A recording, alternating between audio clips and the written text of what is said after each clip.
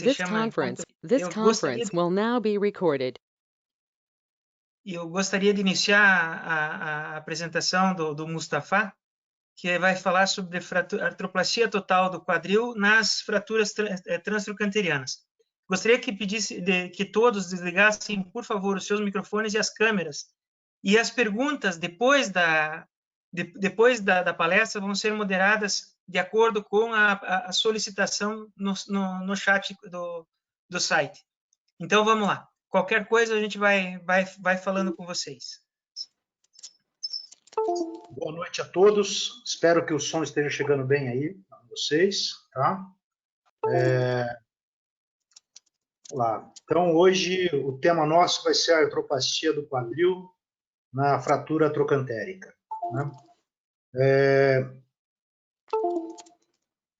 Eu faço parte da comissão de trauma, que tenho orgulho de presidir, com todos esses integrantes que são pessoas super capacitadas e que eu estou muito contente de estar liderando eles. Tá? Eu represento o serviço da PUC de Campinas, na clínica privada também, no Instituto Wilson Mello. Esse é o grupo do quadril nosso, lá da PUC de Campinas. Tá? Bom, o problema está aqui, são os problemas, na verdade, né? Então, nós temos situações em que a fratura trocantérica, ela ocorre, ela vem apresentada para a gente como uma fratura aguda, e nos casos em que há falhas de... Então, esses são os dois problemas que... esse é um trabalho do Köberle, né, que em 2001, perdão, nesse trabalho, já dizia que, independente do método, se o haste cefalomedular ou o DHS, o objetivo principal é que as fraturas transtrocanterianas, quando operadas, que sempre a maioria das vezes, a grande maioria das vezes, são de tratamento cirúrgico, o mais importante é que o paciente consiga andar. Então, nós temos esses dois cenários aqui, né, de uma artroplastia feita na fase aguda e uma artroplastia feita como sequela de um tratamento mal sucedido, mal sucedido. Bom, o número de fraturas de fêmur proximal cresce dia a dia, né? A tendência hoje é que aumente muito o número. Em 2013, a expectativa era o número de fraturas de fêmur proximal era de 700 mil. Nós sabemos que na década de 2050 isso vai chegar a 4 milhões e meio. Atualmente nós estamos com um número próximo a 1,5 milhão.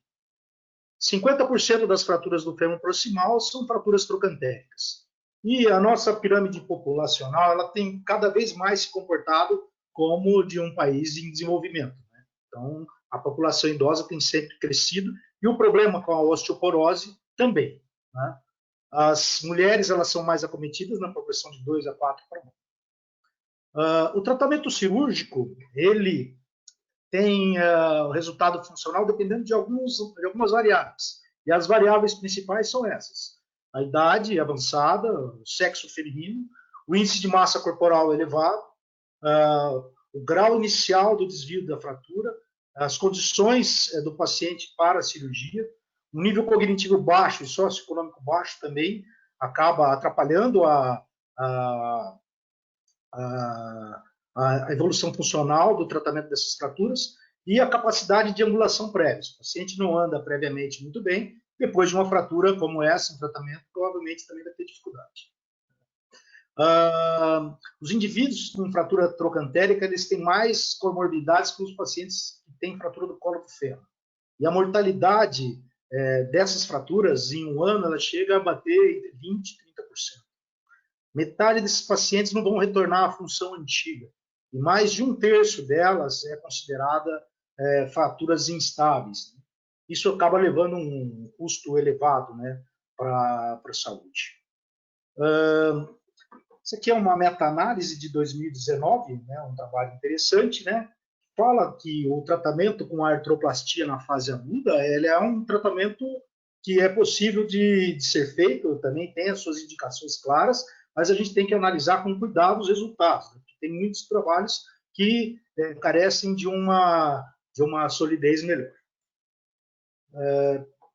O índice de mortalidade tem a ver com algumas variáveis, e a principal dela são as comorbidades que o paciente já apresenta. Com 3 ou mais comorbidades, o paciente é um paciente de risco que pode vir a ter um desfecho ruim nesse tipo de tratamento, que é o tratamento cirúrgico. E também o fato de não conseguir também deambular logo de maneira precoce. Então, as indicações para fazer na fase aguda, quais são?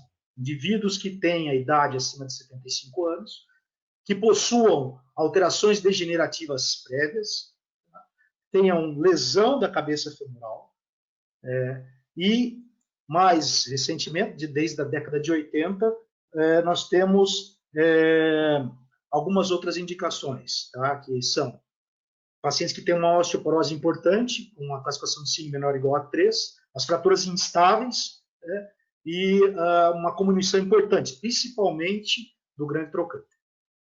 Bom, então essa daqui é a fratura típica de indicação para você fazer uma artroplastia na fase aguda. Um paciente que tem artrose, o tratamento recomendado é esse. Bom, quais são as fraturas instáveis? As fraturas consideradas instáveis pela O são as classificações, são essas chamadas de A2 e A3, em que há comprometimento da região póstero-medial no tipo 2 e pode ser acompanhado com cognição ou não, e esse traço reverso. Como já diria nosso presidente, Giancarlo, que fez esse trabalho, às vezes a avaliação da fratura pelo raio-x não é tão bem sucedida. Então, a tomografia, em alguns casos, ajuda muito a tomada de decisão do qual tipo de tratamento é o ideal para esse tipo de fratura. Então, essa é uma paciente de 88 anos de idade, ela tem essas características, tem uma artrose, porém, eu acredito ainda que não é um paciente tão bom para fazer a artroplastia, apesar de ter indicação por alguns colegas. Então, nesse caso, eu prefiro fazer a osteossíntese. A evolução foi boa, certo? Apesar de uma redução que eu esperava um pouco mais, mas ela evoluiu bem, não tive problema nenhum. E as contraindicações são essas: a incapacidade de tolerar uma cirurgia, patologias severas, clínicas severas, infecções potenciais, que toleram mais o tratamento com osteossíntese em vez da artroplastia, uma expectativa de vida inferior a 2 anos. Como que é a técnica? Como é que nós usamos a técnica? Eu costumo usar, de preferência, sempre a via próxima a esse tipo de incisão, próxima ao gibson, tá? Porque eu acredito que você vai ter menos instabilidade no pós-operatório, dependendo do tipo de flacidez da musculatura. Às vezes eu vou um pouco mais para o posterior, mas a minha abordagem, mesmo com esse tipo de incisão, é posterior. Tento manter sempre o tendão conjunto, que é o glúteo médio, juntamente com o tendão do vasto. É importante para poder segurar bem a fratura, para dar uma estabilidade para a reconstrução artroplástica. E às vezes também procuro sempre ter um piriforme também íntegro, né? Porque ele acaba dando um pouco mais de estabilidade. Então, o que eu quero obter numa cirurgia como essa é isso aqui: o tendão íntegro, certo? Que ajuda a dar estabilidade para a reconstrução. Nesse caso, tive que fazer uma ressecção um pouco mais ampla, porque tinha suspeita de infecção. Existem outras abordagens, né? Essa é uma abordagem direta da fratura, que você pode abordar nessa região, você entra nesse intervalo entre o glúteo e o vasto, tá? Você faz uma abordagem intrafratura, no meio da fratura. E isso daqui é possível e permitido também, foi descrito por Bombashi.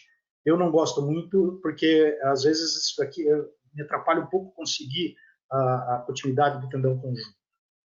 E a fixação do grande trocânter é uma coisa importante, que deve ser tentada, tá certo? Nem sempre é conseguida, porque mesmo que você consiga fazer uma boa fixação, o índice de pseudartrose ela é um pouco elevado, 25%.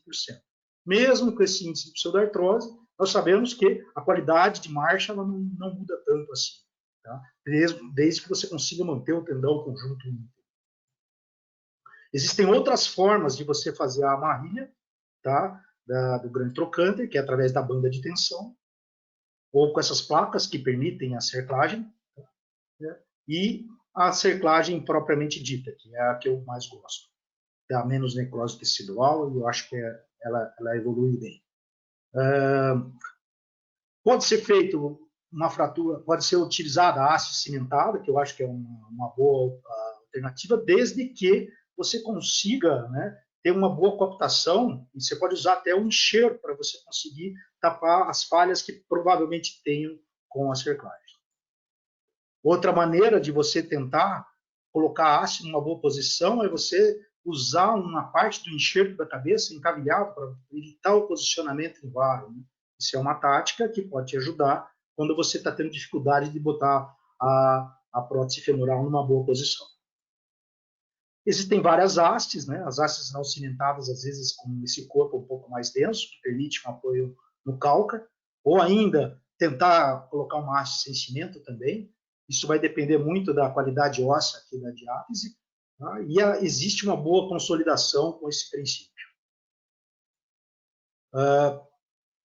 As outras hastes não cimentadas, vários tipos de acetábulo também. Esse é o acetábulo convencional, de dupla mobilidade, e também o constrito, né? Visto que essa fratura tem um potencial de luxação maior.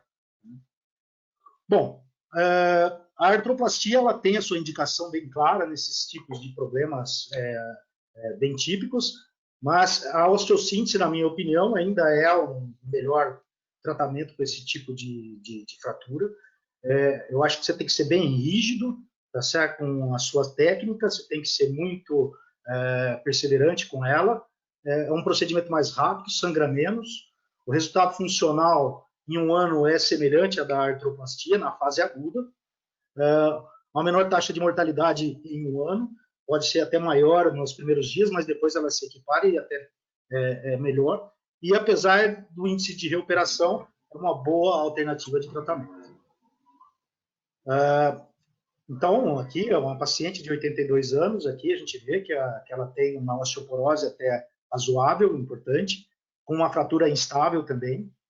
Eu preferi fazer a osteossíntese com a haste, que evolui muito bem. Com 6 meses havia a consolidação. Esse é um outro paciente de 87 anos de idade. Tá? Essa é uma paciente que passou por uma cirurgia que não foi muito bem sucedida. Essa aqui é as radiografias iniciais, certo? Apresentava uma lesão importante na cabeça femoral. E gostaria de dizer aqui que é uma paciente potencial para fazer uma artroplastia. Né? Então, as falhas, elas são classificadas por esse autor da seguinte maneira: ela é mais dependente do cirurgião, propriamente dito, do que do paciente. Né? Então, a escolha do implante, a redução imperfeita, os implantes mal alocados, depende do cirurgião. O tipo de fratura e a qualidade óssea já depende do paciente. E esses são os critérios para dizer que nós buscamos para ver se está tendo uma falha de osteossíntese ou não. Mas essa falha a gente consegue ver de uma maneira bem clara. Nesse caso em questão, eu estava pensando até em fazer artroplastia também, mas quando foi feito o perfil, observou que o pino estava totalmente fora e foi optado por uma nova osteossíntese. Tá? E aqui agora eu queria deixar um abraço para o Dr. Paulo, que fez um trabalho também, que eu vi na revista brasileira, né? Que fala sobre os tratamentos não artroplásticos, os tipos de falha em fratura trocantérica. Em 5 meses houve uma boa consolidação. Bom, isso é diferente dos pacientes que precisam fazer artroplastia quando há falência da osteossíntese trocantérica. Geralmente, a indicação ela é boa para pacientes idosos, né? Depende bem da condição do acetábulo, se já tem alteração artrítica ou não. E depende do paciente, que vai ficar incomodado quase na totalidade das vezes, mas tem alguns pacientes que aguentam um pouco mais. E isso acontece porque as alterações femorais são muito importantes, o distúrbio de marcha é importante. A qualidade óssea, geralmente, desses pacientes idosos que sofrem fraturas são ruins. Lembrar sempre que a artroplastia, nesse caso, ela está sempre sujeita a luxação, infecção e fratura, uma taxa maior, bem grande e importante. Os resultados funcionais da artroplastia na fratura trocantérica eles são inferiores à fratura do colo. O colo, os resultados são melhores. O meu método de escolha para fazer esses tipos de cirurgia é a artroplastia com a dupla mobilidade. E, apesar de ter alguns problemas, como esse tipo de deslocamento de um componente interno da cúpula, que pode ir para a região intrapélvica, eu tenho usado e eu não tenho tido muito problema, tanto para a fratura de colo quanto para a fratura trocantérica. Então, alguns casos aqui, que conforme a experiência que eu tive com esse tipo de abordagem, são a senhora de 76 anos, que tinha sido operada há 6 meses, ela tinha comorbidade de hipertensão controlada apenas, e há 6 meses estava com dor. Durante o ato cirúrgico, a gente observa que tinha uma lesão importante na região acetabular, até um fragmento solto. Isso estava levando a uma dificuldade de colocar o componente acetabular. Geralmente, os componentes acetabulares de dupla mobilidade não têm parafuso. Tem alguns que tem, mas eu prefiro, tenho usado mais os que não tem. Então, esse é o tipo de técnica que eu usei nesse caso, com 2 parafusos, e acabei fixando a acetábulo em uma haste não cimentada modular. Fiquei preocupado no começo, achei que essa falta, esse distanciamento do trocante ia ser um problema, mas com 6 meses deu para perceber que a evolução é boa. Desde que você consiga ter uma boa condição medial de suporte, o resultado vai muito bem. Então, em 6 meses, a gente observa que houve a consolidação, o paciente está muito bem, deu para restabelecer o comprimento da perna, ela ficou bem feliz. As complicações, os pacientes que fazem osteossíntese, eles geralmente são de 2 grupos, que é o do DHS e as hastes cefalomedulares.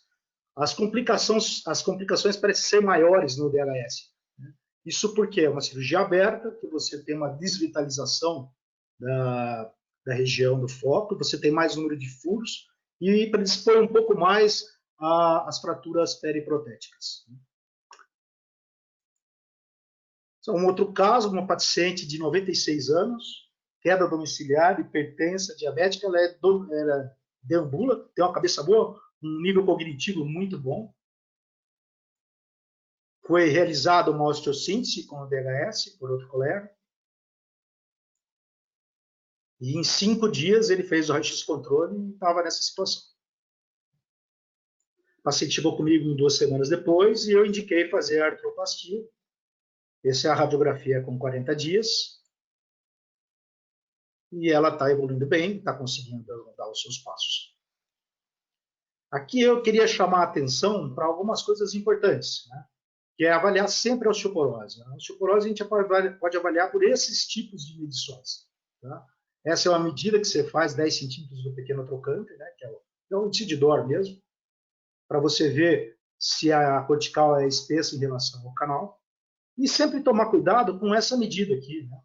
Quando você vai fazer a osteossíntese. 3 centímetros abaixo, a cortical lateral trocantérica muito fina, ela pode levar a uma fratura da região da inserção do pino do DHS. O grande problema, outro problema encontrado nesses tipos de cirurgias é a infecção. Nesse caso, quando a gente consegue fazer um preparo para o paciente antes, eu costumo usar o ultrassom para tentar colher algum tipo de material, se houver líquido, né, para tentar identificar algum germe, se você tem a suspeita, né, da infecção. E o principal fator é se teve sinais de infecção nas outras cirurgias. Mesmo assim, essa fratura essa artroplastia sempre vai ter um potencial de infecção elevado. Então, sempre tem que tomar cuidado e sempre pensar no risco de infecção. Então, aqui é o ultrassom. Em alguns casos, eu fiz até o lavado, né? Eu procuro sempre o material metálico em volta, se tem alguma coleção. E esse daqui é o caso que eu gostaria de exemplificar, que foi um dos casos mais difíceis que eu tratei. Isso demonstra o nível de comorbidade, o nível de gravidade das complicações desse tipo de abordagem. uma paciente de 60 anos, ela já tinha feito 2 cirurgias prévias para tratar essa fratura trocantérica e tinha feito uma correção de uma deformidade no fêmur na infância. Essa era a radiografia do membro dela. E aqui a tentativa de uma osteotomia valgizante com fixação, que foi mal sucedida. Aqui está de novo as radiografias, a deformidade femoral e a fratura trocantérica que ela tem, tentativa de valgização. Foi feito esse tipo de abordagem, né, em que a gente colocou uma placa com enxerto tanto estruturado quanto impactado. Vamos fazer uma osteossíntese, aliás, uma reconstrução com enxerto impactado, cimentado, que não segurou, que não evoluiu muito bem depois de 2 anos. Então, depois de 2 anos, houve a soltura. Como ela era uma paciente jovem, a gente tentou fazer uma reconstrução mais biológica. E, nesses casos, a gente pode lançar a mão para esses tipos de fratura das endopróteses. E foi o que eu acabei fazendo, porque ela já tinha muito tecido desvitalizado. Foi encontrado, ela teve um enterococcus também durante a cirurgia, identificado, então ela tomou antibiótico por algum tempo, e mesmo assim, como estava muito desvitalizado os tecidos, a gente optou pela realização de uma endoprótese femoral. O resultado foi esse.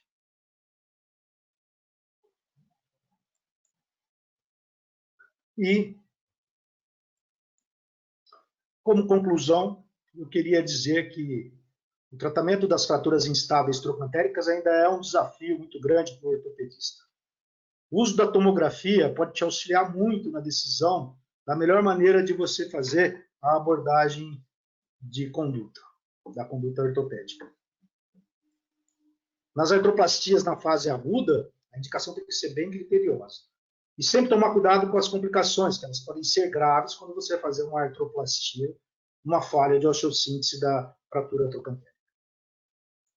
Muito obrigado.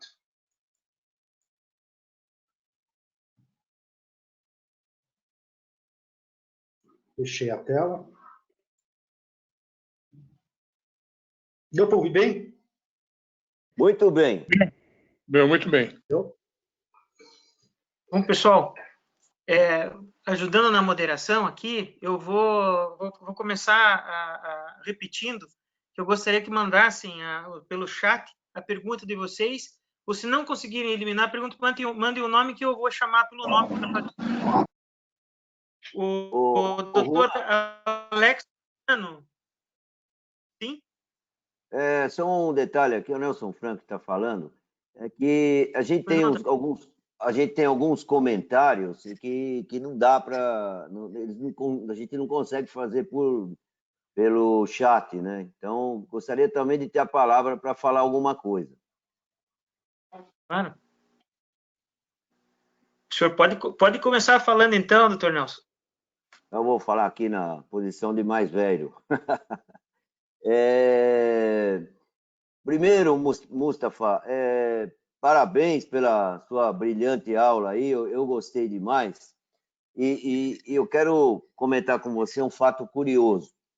Em 1996, num mini congresso de trauma lá no Hospital São Paulo, na nossa antiga Escola Paulista, que hoje é a Unifesp, eu apresentei um trabalho do tratamento das fraturas instáveis transtrocanterianas com a utilização da endoprótese epifisária, que eu não gosto do nome epifisária, aquela endoprótese proximal.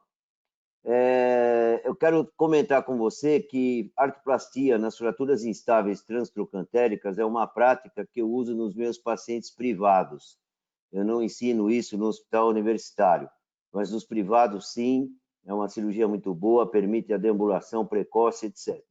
E voltando a te falar, a utilização da endoproximal, ela deixa a cirurgia mais curta e biomecanicamente melhor, porque se você tem a cominuição proximal, muitas vezes fica uma salada, né, na hora. Alguns casos eu utilizei cimento para tentar refazer ali a parte proximal do grande trocante. Agora, você fazendo com a endoepifisária, você pode fazer todas as reinserções musculares que funcionam muito bem. Então, é só isso que eu queria dizer. Parabéns pela sua aula, parabéns pela sua técnica aí. E o que você acha do que eu acabei de te falar agora aí? Um abraço. O Nelson. O Nelson. É Paulão aqui de Santos. Fala, Paulão. Eu vou entrar nessa discussão porque exatamente a gente compartilha isso já há algum tempo com o que o Nelson falou. Na realidade, assim, quando você pega essas fraturas extremamente instáveis com pacientes mais idosos, com algumas comorbidades, eu já penso exatamente como o Nelson fez. É mais fácil partir para uma endoprótese do que você ter que submeter um paciente idoso a 2, 3, 4 cirurgias. Essa é a minha pergunta. E depois, Mustafa, a pergunta que eu queria fazer é o seguinte: em que situações você usa DHS? Bom, o DHS eu uso quando a cortical lateral me permite. Aquele slide que eu mostrei lá da cortical lateral, para mim ele é importante. Como ele é pequeno a distância, eu não uso. Geralmente, 2 centímetros de distância dessa região já torna um risco para você colocar o parafuso, o pino do DHS. Geralmente eu uso esse tipo de abordagem. Gosto muito de DHS, fiz muito DHS, fiz muita medialização também na minha época, porque quando eu fiz residência, eu só tinha DHS para fazer, tá certo? Exato, tá? No SUS, nos serviços públicos. E hoje em dia, também, quando eu não consigo isso, eu tenho usado o DHS junto com o parafuso paralelo, e às vezes acabo fazendo uma cerclagem. Isso tem me ajudado bastante quando eu me virava. Mas com o advento da haste, eu tenho conseguido umas reduções boas. Eu acho que o importante é você conseguir uma boa redução. Eu sempre fiz bastante haste, e eu tenho uma familiaridade boa, e eu não costumo fazer artroplastia logo de cara nessas fraturas. Respeito a opinião de vocês, vocês têm uma vivência muito grande, mas a minha experiência, as hastes estão bem, certo? Eu brigo muito para ter uma boa redução, raramente eu não tenho problema. Às vezes uso cerclagem para manter a redução da fratura, nessas fraturas mais instáveis, mas vou bem. Mas eu creio que a endoprótese é uma boa abordagem também, tá? Certo? Eu não tenho dúvida disso. E você usa nas suas hastes, você faz na mesa ortopédica ou você faz fora da mesa? Eu faço sempre na mesa. Sempre na mesa ortopédica. Perfeito. De acordo com você. Obrigado e parabéns pela sua aula, que foi realmente impactante. Muito obrigado. Pessoal, eu gostaria de ter uma sequência aqui, por gentileza. O doutor Alex Fabiano tem uma pergunta a fazer, Mustafa. Alex, tá me ouvindo?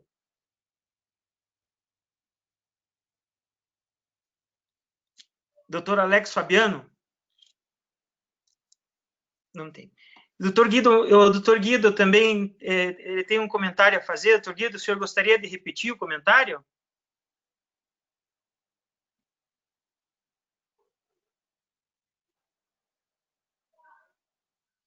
Estão ouvindo?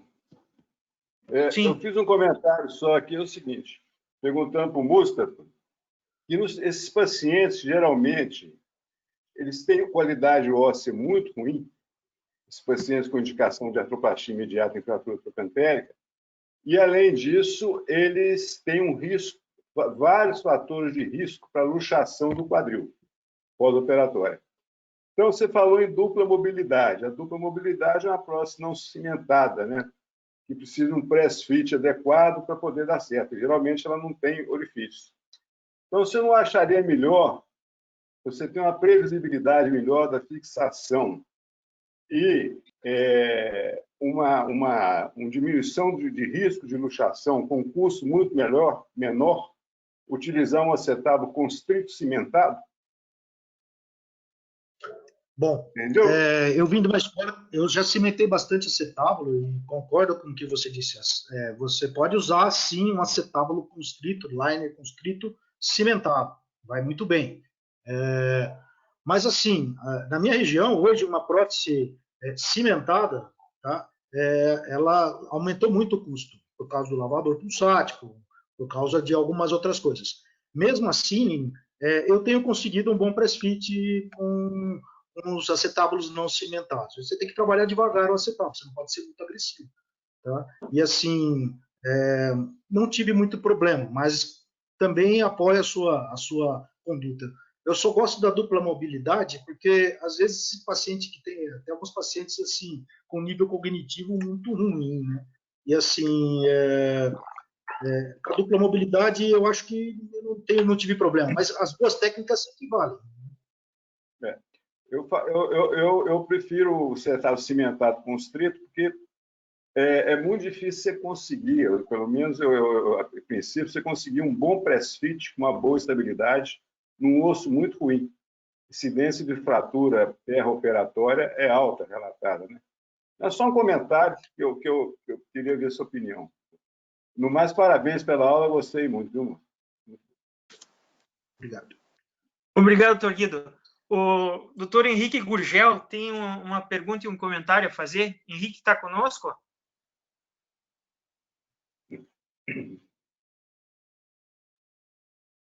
A pergunta dele fora a situação... Você está com a gente? Oi, Mustafa. Entrei aqui agora, consegui. Tudo bom? Jóia. Parabéns, Mustafa. Gostei bastante também, viu? Um tema um tema muito bom.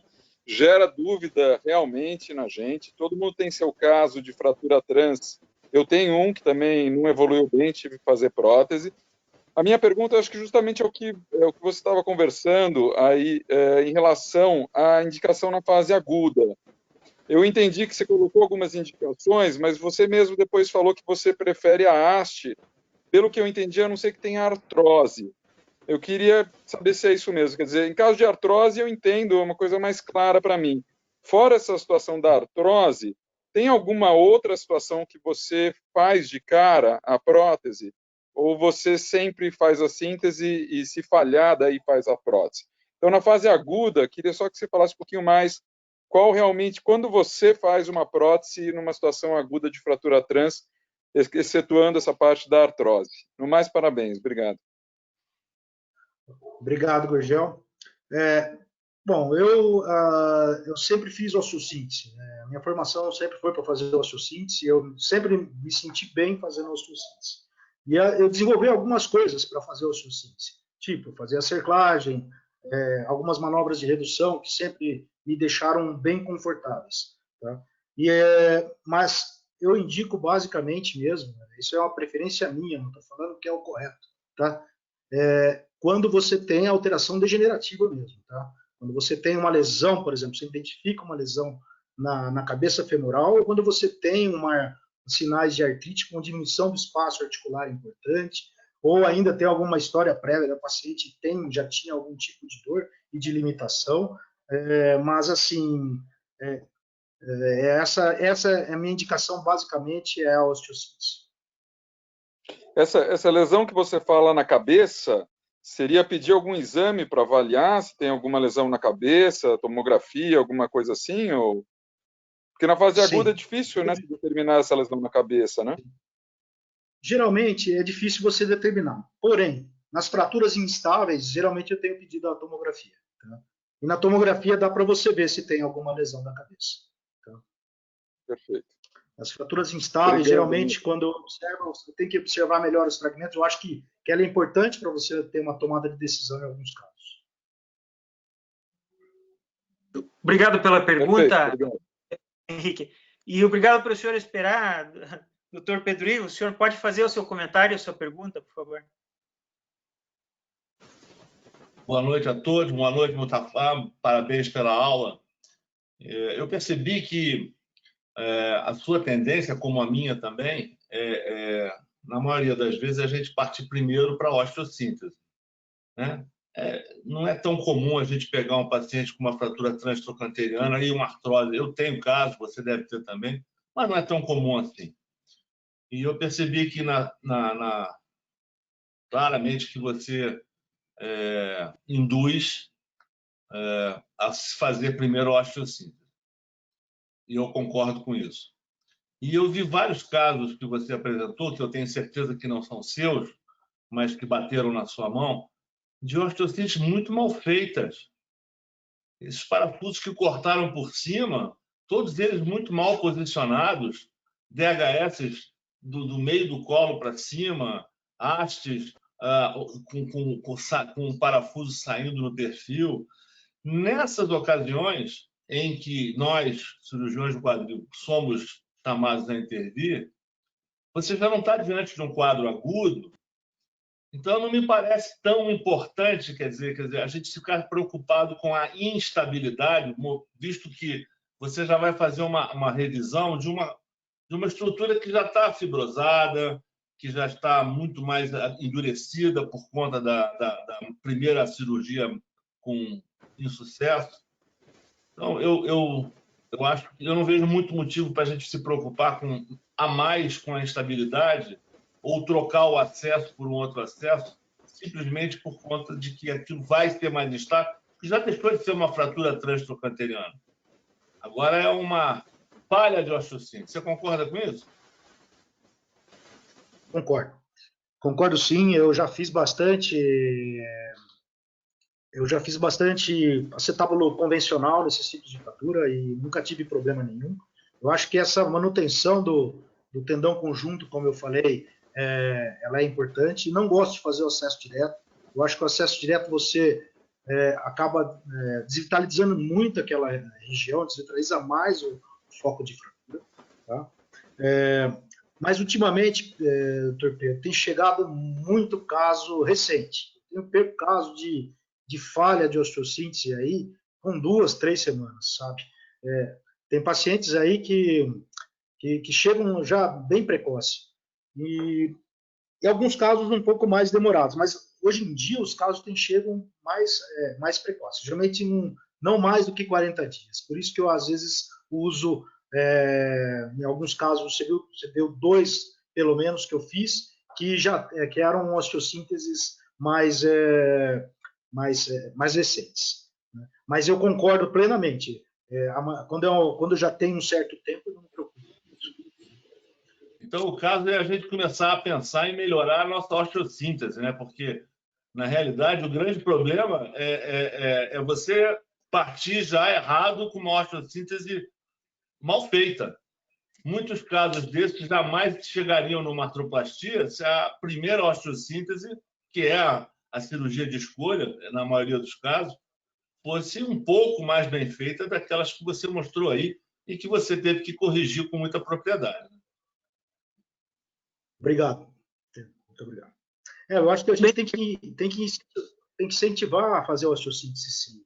A osteossíntese é uma coisa assim que, poxa, é um problema muito comum, a fratura trocantérica. Acho que quem começa na vida ortopédica vai encarar uma fratura trocantérica. E é uma coisa que você tem que tentar se aprimorar. E o implante mais em conta é o implante da osteossíntese, certo? Então, eu acho que vale a pena investir sim, porque com certeza todo mundo já fez uma osteossíntese de fratura trocantérica. Obrigado. Com certeza, sim. Obrigado pelo comentário, doutor Pedro Ivo. O doutor Felipe Jatobá, ele tem um comentário a fazer. Doutor Felipe, por favor.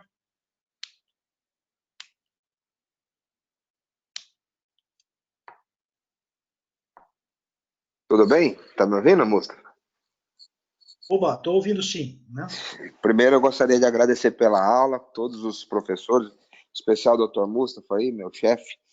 E eu queria perguntar se o acesso anterior direto, se ele tem espaço nas fraturas instáveis, uma vez que você consegue manter o tendão conjunto, consegue às vezes trabalhar com uma haste de fixação distal, e depois para cerclar, você talvez tenha uma certa facilidade e não danifique muito o foco da fratura, já que você entra pela frente. Você acha que cabe nesses casos agudos? Cabe sim, dá para você fazer cerclagem, mas a partir do momento que você tem que colocar uma osteossíntese, uma placa, alguma coisa, você perde a chance de colocar placa, né? Porque, ou perde não, mas é mais difícil de colocar uma placa. E essas artroplastias, eu já me deparei com algumas fraturas intraoperatórias. Entendeu? Então, eu acabo fazendo essa via de Gibson, eu estou acostumado bem com ela, ajuda bastante, e eu consigo acessar muito bem a parte posterior, indo um pouquinho mais para a lateral. Obrigado aí, obrigado a todos e parabéns pela aula. Obrigado pela pergunta, Felipe. E vamos dar continuidade aqui com mais um dos nossos ex-presidentes aqui, o Dr. Sérgio Delmonte, que quer falar um pouquinho sobre a sua aula.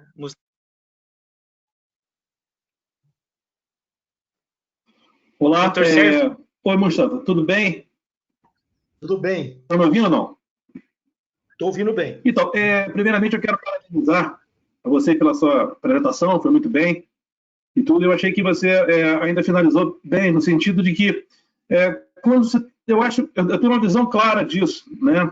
Como o Pedro, você também falou, quando se trata de uma fratura, tá? Eu acho que a gente tem que ver, primeiramente, a possibilidade de uma fixação. Eu acho que nós, que fazemos muitas artroplastias e tudo, né? Temos uma tendência natural indicar a prótese, tudo, né?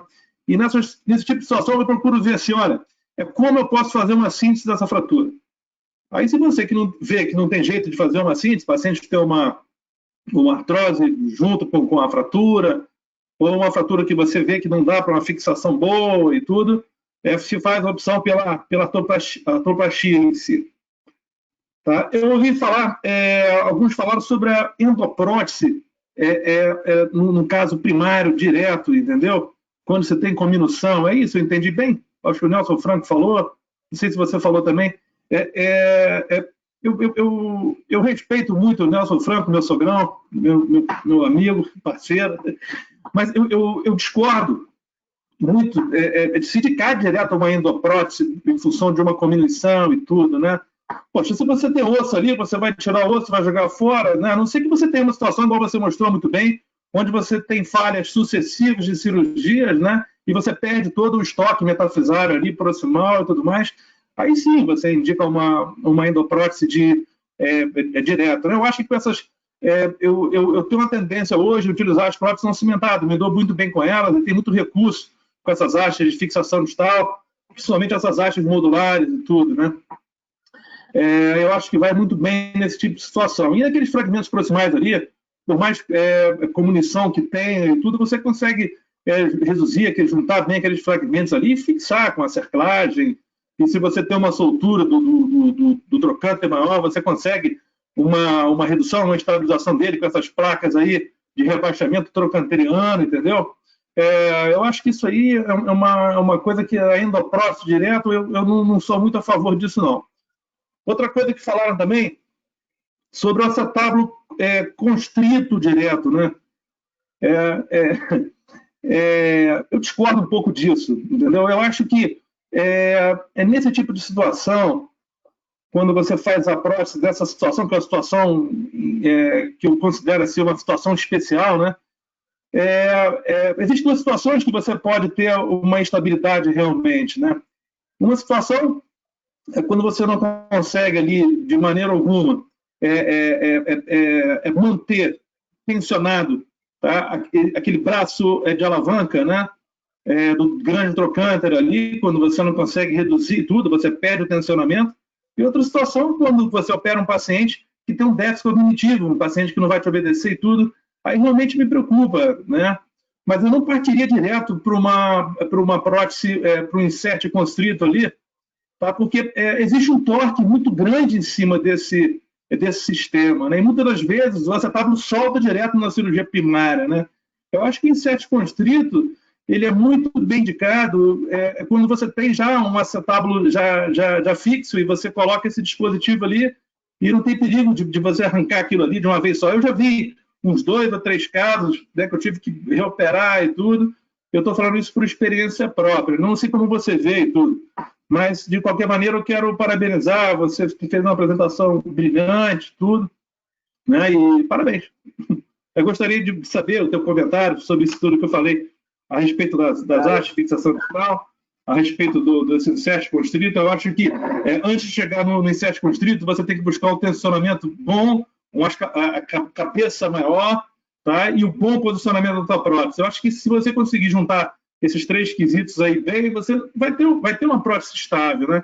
E antes de chegar ainda no insert constrito, no acetábulo constrito, você tem ainda, como você muito bem mostrou, né, a prótese com a dupla mobilidade, né, que é o mecanismo que contém também. Eu gostaria de ouvir você, o que você acha disso, dessas observações que a gente fez, tudo. Agora minha vez da réplica. Por favor, eu vou pedir.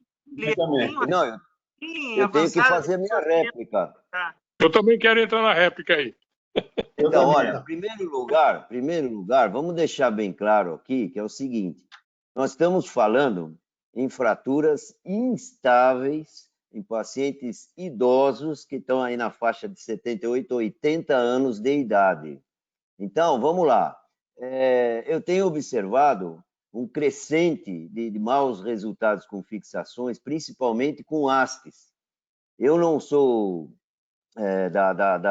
do trauma, mas eu vejo o seguinte: com o aumento da longevidade do ser humano, então você tem pacientes hoje de 80, 81 anos, e eu vejo muitos desastres com colocações de hastes, e pasmem, bem colocadas, bem operadas. Então, quando eu falo na endo não convencional, precisamos deixar bem claro para todo mundo. Em primeiro lugar, eu não ensino isso no hospital universitário. Eu faço com os meus pacientes privados. E por quê? Porque são fraturas graves, cominutas, ossos osteoporóticos e, principalmente, o seguinte: um paciente de 80 anos, você tem que se preocupar em fazer uma só cirurgia, não pensar na segunda.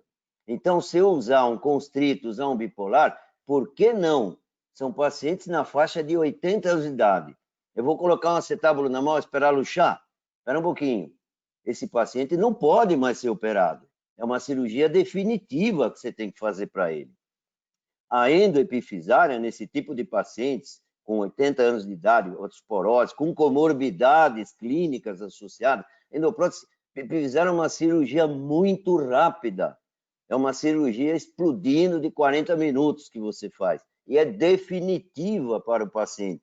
Não tem perigo se aquilo vai desmontar, se fazer cerclagem, como estão falando, num osso de paciente de 80 anos, fazer cerclagem, eu não concordo com isso. Então, a minha opinião é essa, deixar muito bem claro para todos que estão ouvindo. Eu não indico prótese ou endoprótese para qualquer paciente com uma trans.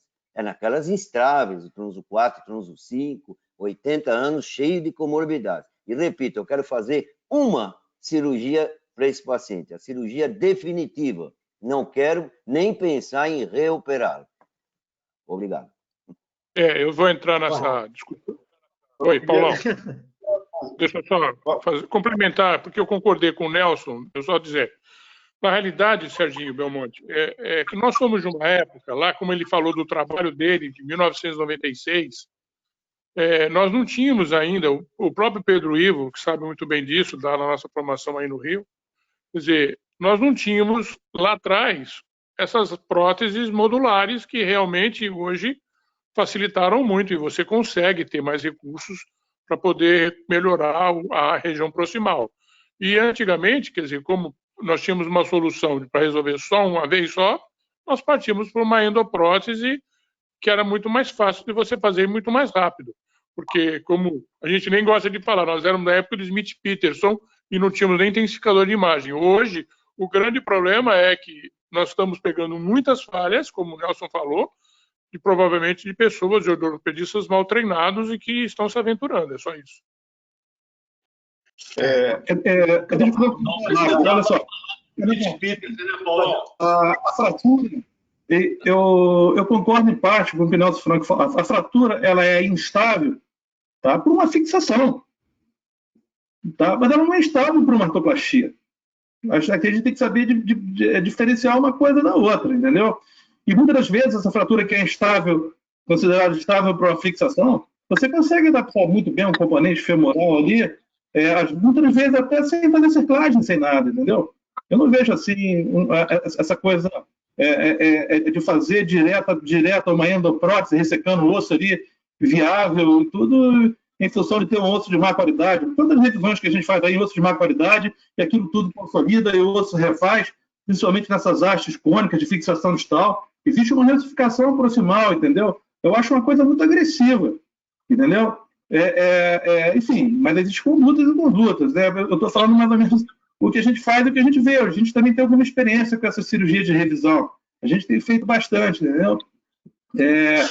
Com relação a essa questão desse recurso de um acetábulo, de um insert constrito ou de dupla mobilidade, poxa, a gente até indica, mas é indicação de exceção, quando você não consegue, com a sua artroplastia, tá, uma situação de uma estabilidade eficiente intraoperatoriamente, tudo e tal. Ou se o paciente é um paciente que tem algum déficit cognitivo, ele vê que você vê que esse paciente não vai te seguir suas orientações devidas e tudo, sim, partir para essas coisas. Eu acho que a gente tem que olhar de uma maneira bem óbvia, de uma maneira bem natural, entendeu? Não adianta a gente querer complicar muito, né? Eu não sei se você concorda comigo, Mustafa, eu não sei como é que você vê também isso.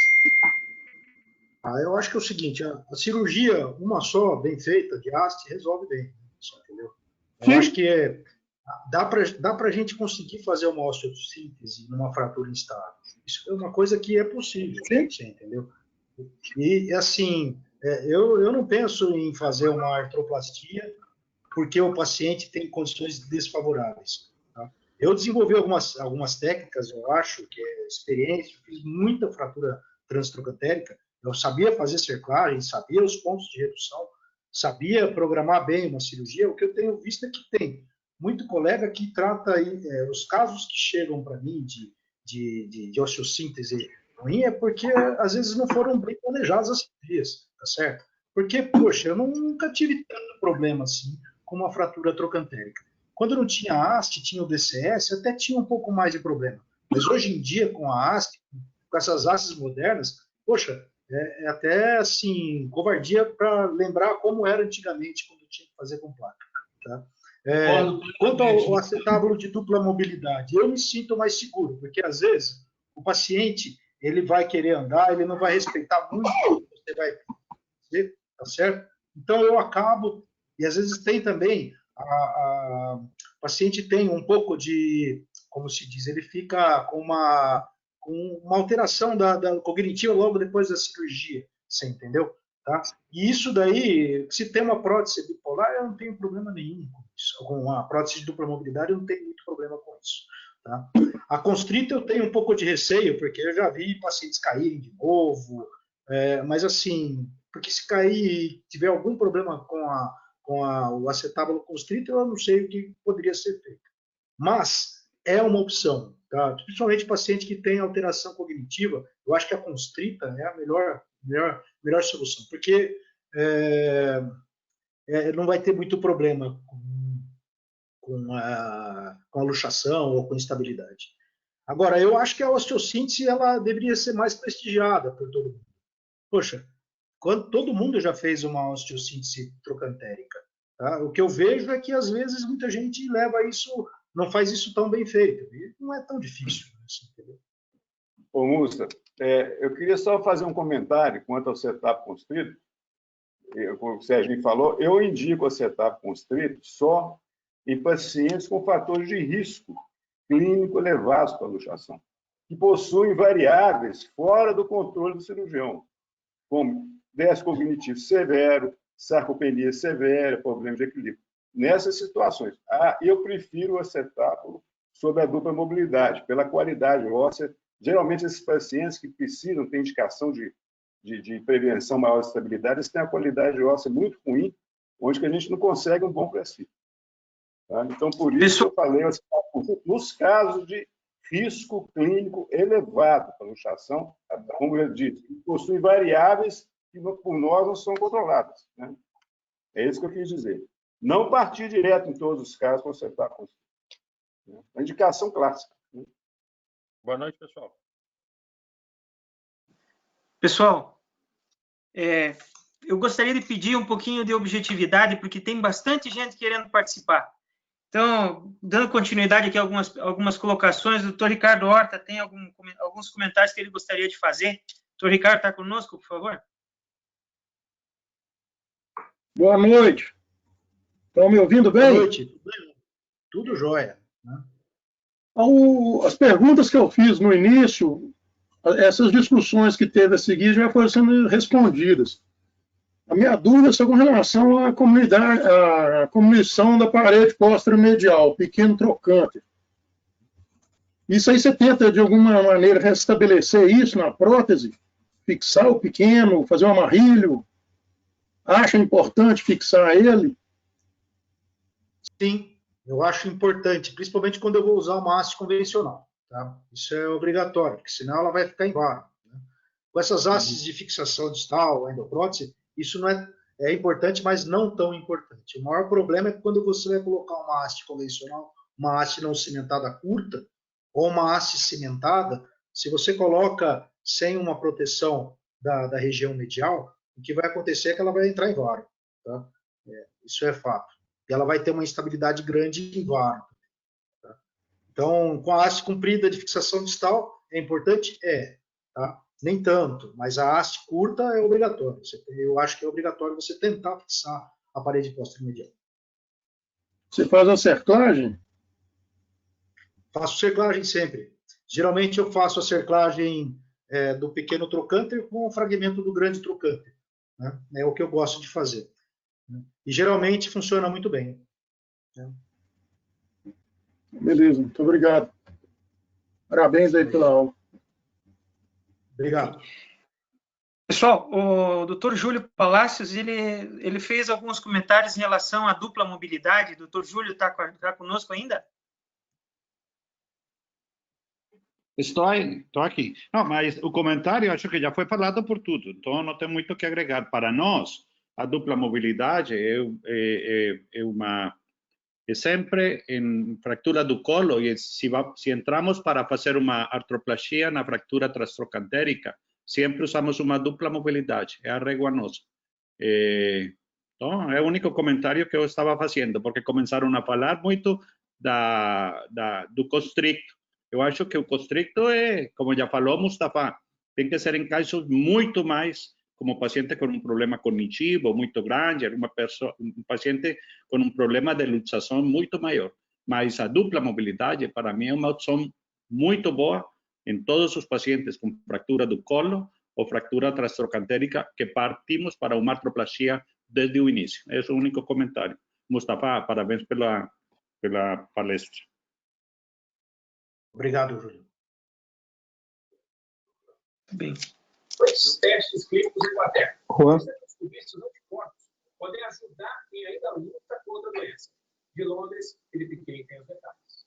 Eu tenho uma pergunta, eu acho que eu estou na ordem aí. Isso. A Lafayette aqui de São Paulo, posso falar? Pode falar. Mustafa, antes de mais nada, parabéns pelo tema, é um tema muito importante. Eu, nos meus 35 anos de ortopedia aqui, já me deparei de ter que reoperar um paciente, que é extremamente desagradável você ter que reoperar um paciente. E realmente, quando a gente puder colocar uma artroplastia no paciente de idade, independente se é SUS ou se é particular, é lógico que o paciente só quer ser operado uma vez só. O que eu te pergunto são duas perguntas. Qual é a contraindicação absoluta de você colocar uma artroplastia total de quadril, né? Num paciente, seja dupla mobilidade, nós já temos no Brasil dupla mobilidade parafusada, ou a 4, que é sem parafuso, eu tenho uma experiência razoável com a dupla mobilidade não parafusada, já fiz algumas parafusadas. Então, qual que é a contraindicação de uma artroplastia total numa transtrocanteriana e como que você dá carga, dependendo da reconstrução que você faz da amarrilha, como é que funciona a carga após a artroplastia? Bom, a contraindicação para você fazer uma artroplastia numa fratura transtroncantérica é contraindicação clínica, né? Entendeu? Você pode fazer uma artroplastia, pode fazer uma osteossíntese, não tem problema nenhum. Tá? Eu só penso que a cirurgia da osteossíntese ela é mais viável porque ela é menos invasiva do que você fazer uma artroplastia. Tá? Segundo, e geralmente pacientes de menos idade, por exemplo, abaixo de 60 anos de idade, eu não sei se vale a pena fazer uma artroplastia num quadril que já tenha uma alteração de estoque ósseo. Quanto à carga, eu libero... Quanto a de idosos, não, de idosos sem nenhum problema. Eu acho que essa é preferência. Eu acho que é uma cirurgia grande, tá certo? Para você fazer, às vezes, por uma fratura que não é instável, você entendeu? Ou que não tem artrose, tá? Eu acho que é uma cirurgia que pode trazer muitos riscos. E eu creio que a osteossíntese é um tipo de cirurgia que já tem sido técnicas minimamente invasivas que permitem também você não ter muito... não espoliar muito o paciente com uma cirurgia. Quanto à carga, tá? É toque de solo e vai andando conforme a dor. Eu acho que uma osteossíntese ou uma artroplastia, você tem que colocar o paciente para andar, conforme a dor. Você tem que sair de uma osteossíntese ou sair de uma artroplastia e permitir que o paciente coloque o pé no chão. Tá? Esse é o objetivo. Tá? Ok. Obrigado. Bom, pessoal, lamento que a maioria do pessoal aí tinha bastante gente para fazer bastantes perguntas, tenho certeza que todas as perguntas muito importantes. O Dr. Mustafa está disponibilizando o e-mail dele para que entre em contato com ele e ele discutir com vocês com mais tempo e à vontade. Levando em consideração que todas as nossas reuniões têm terminado no horário correto, eu vou fazer um momento para me despedir de vocês, amigos, agradecer ao Dr. Mustafa, agradecer a todos que participaram das discussões e da palestra. E se o nosso presidente estiver conosco aqui, gostaria que desse umas palavras de boa noite. Giancarlo, está com a gente? Eu estou aqui. Obrigado, Juan, por moderar essa apresentação, Mustafa pela aula. Muito obrigado a todos. Uma série de ex-presidentes aqui, toda a diretoria em peso. Eu agradeço muito Pedro Ivo, Sérgio Del Monte, o Churoff, aqui o Silvio, Galia, grandes amigos aqui. O professor Nelson Franco, todo mundo que está aqui, o Julio Palácio, lá da Colômbia, teve tempo e disponibilidade de participar. Agradeço demais, está sendo um sucesso essa iniciativa da SBQ. O Dr. Guido está aqui também. Então, agradeço muito a todos e aí o Milton, Zé Nilton está aí também, Silvinho. É muito bom ver todos os amigos presentes. O Dr. Jorge Penedo está um pouco escondido ali no escuro. E eu já falei do Sérgio Del Monte também. Então, agradeço muito. E quarta-feira teremos mais uma apresentação que o nosso diretor da SEC, da Comissão de Educação Continuada, o Marcos Giordano, vai apresentar o tema da quarta-feira. Agradeço demais todo o trabalho do Marcos Giordano para o sucesso dessa iniciativa da SPQ. Boa noite, muito obrigado. Marcos Giordano, por favor. Boa noite a todos. Parabéns, Mustafa, parabéns, Juan. Reitero as palavras do nosso presidente. Eu acho que a gente está ganhando corpo, né, com a presença de tantos ex-presidentes, com a presença do nosso amigo Julio, da Colômbia. Então, na quarta-feira, eu gostaria só de convidá-los para a aula do nosso ex-presidente também, nosso querido amigo Pedro Ivo, que vai nos falar sobre a revisão de defeitos acetabulares sem enxerto ósseo. É um assunto que ele tem bastante experiência, todos nós sabemos, e então acho que vai ser uma atividade imperdível. E na quinta-feira, o Paulo Alencar vai dar uma aula extra, vai ser um horário extra, por conta do problema que nós tivemos há 2 semanas. Então, o Paulo ele vai falar sobre a artroplastia total do quadril, as práticas agora em 2020, né, que vai ser quinta, dia 23/4, sempre no mesmo horário, às 20 horas.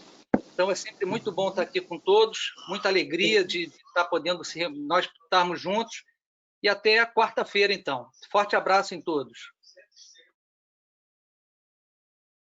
Até mais. Obrigado a todos.